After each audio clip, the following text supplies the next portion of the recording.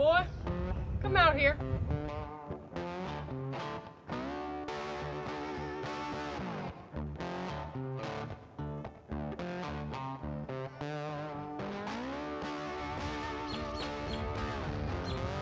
I don't take kindly to robots.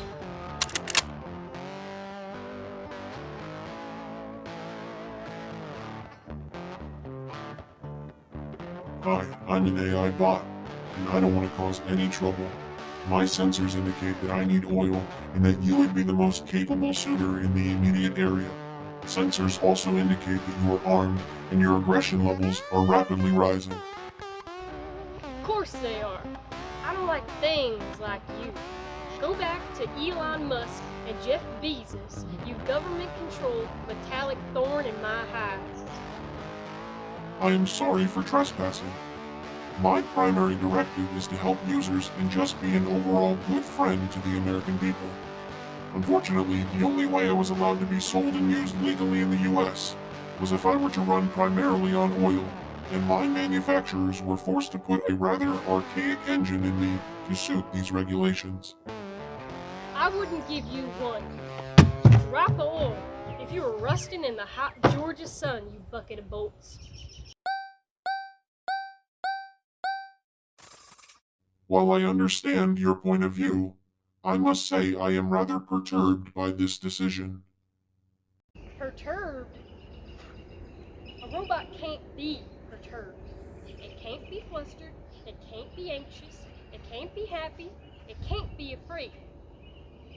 But it should be afraid. I hate to disagree with you, but the truth is, in 2023, the average robot's AI is rather magnificent.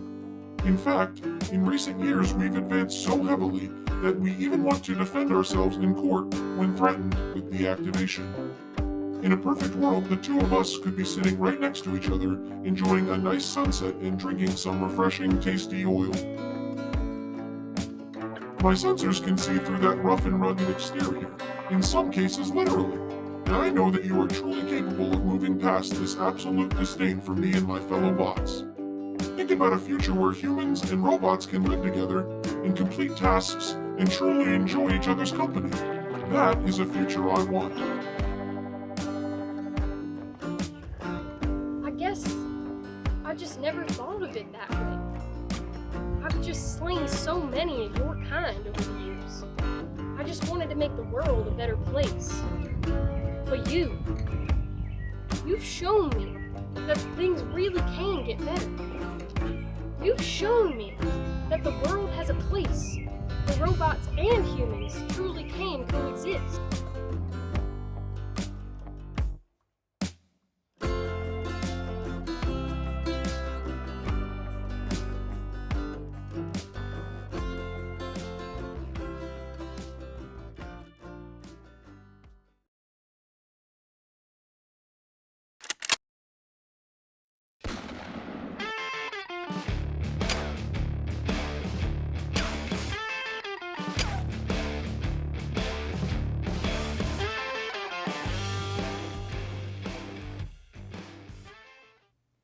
Your toaster that burns your toast, even while set to the exact setting as the day before. Your Generation 1 Xbox One that feels the slightest breeze from your dresser drawer 4 rooms over turning off.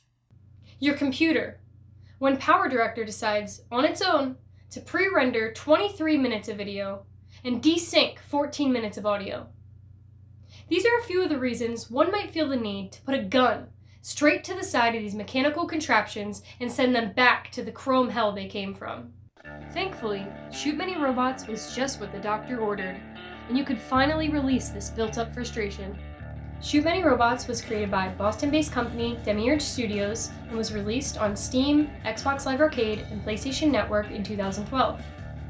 The game was classified as a two-dimensional, arcade-style shoot-'em-up, relying heavily on player movement and reaction time.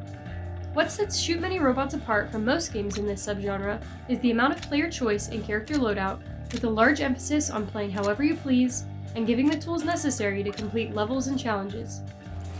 Speaking of levels, the variety and verticality, along with the various paths along playable spaces, create a want to revisit areas for better scores and more equipment. As previously mentioned, equipment is everything in this game, and most of the time spent outside of the game's missions is spent weighing options between items.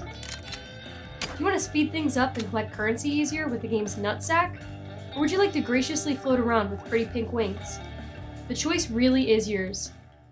While playing, certain enemies will drop item boxes, known as coupons, that open when the level is successfully completed, at which point they are added to the in-game store to be bought with any collected nuts. Progression is mostly tied to an in-game level system that caps at 50, and items that are acquired in certain minimum level sets, allowing for a level of target farming. Of course, without the required nuts, the coupons are effectively useless, and the higher the level of the item, the more they require. Luckily, the scoring system is quite straightforward. More nuts, more stars.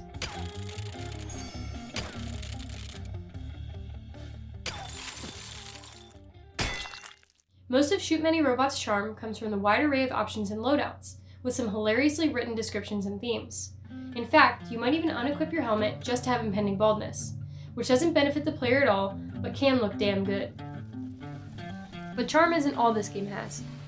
As a traditional arcade-style game, a total score and multiplier are also used to gauge the player's skill and ability, with the added stress of your friend's high score to taunt you as you're playing. Of course, if you truly are the best gamer you can be, you'll be the one taunting at the end. As for the multiplier, it is based solely on destruction and speed. The player must move quickly while simultaneously killing robots in succession to keep a healthy multiplier, thus giving you more nuts. The game has 3 playthroughs touted as various difficulties, each with their own unique score requirements. The main character, P. Walter Tugnut, doesn't need to face the robot apocalypse alone, as the game features 4-player online co-op and a feature all but lost to time 2-player couch co-op. Each level consists of a long stretch of obstacles and enemies, or a small area to defend, with defense-only missions ending when you have completed a long gauntlet of enemies or are killed in action. Each subchapter has a unique boss to fight at the end, testing players and giving a gear check to further the gameplay loop.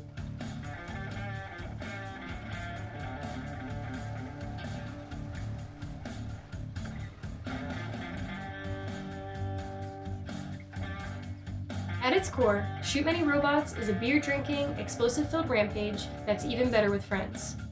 Part of what makes this game great is the laid-back nature of allowing any build or combo of equipables to be used.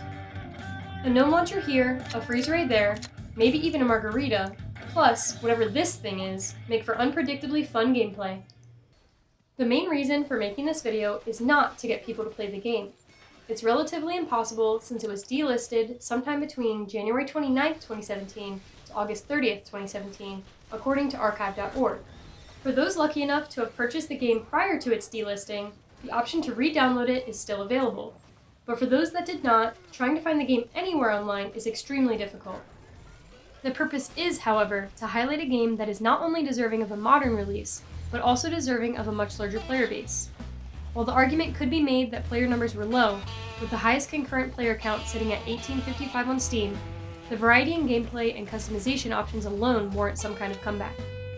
ShootManyRobots, being Demiurge's first solo release after having a hand in production in blockbuster titles such as Rock Band, BioShock, and Borderlands, proved the prowess and potential of the developers.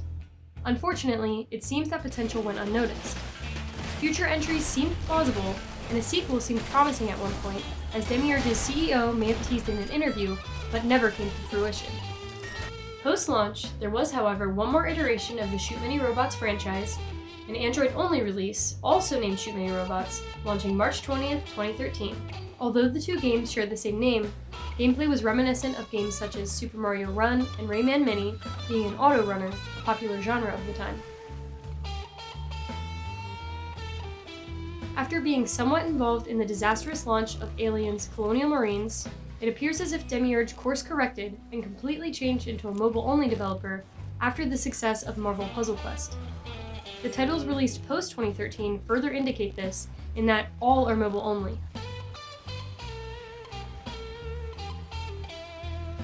Since then, Demiurge has been acquired twice by major game companies.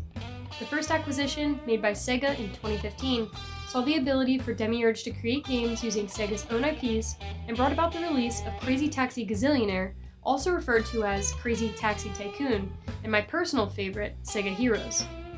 But sadly, just like ShootManyRobots, the fate of these games did not go very well, as by May 2020, both games were officially shut down, and because they were online only, they can't be accessed anymore.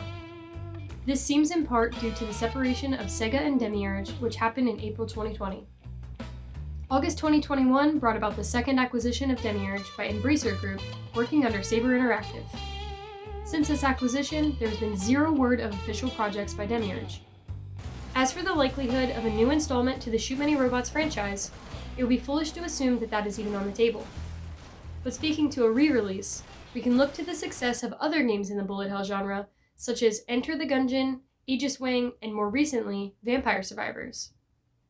While ShootManyRobots may not fit the standard for bullet hell, gameplay resembles that of a two-dimensional, side-scrolling bullet hell like Cuphead that success can't be overstated. Currently, only standard RPGs have progression and couch co-op, with most arcade-style games either being single-player or not progression-focused.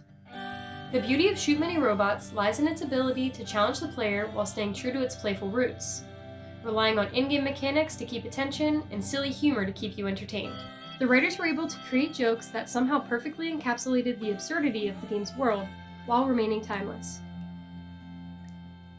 After the heartbreak that was ShootManyRobots' life getting cut too short, my hopes are that Demiurge has another classic game in the works that's equally as hard to get bored of.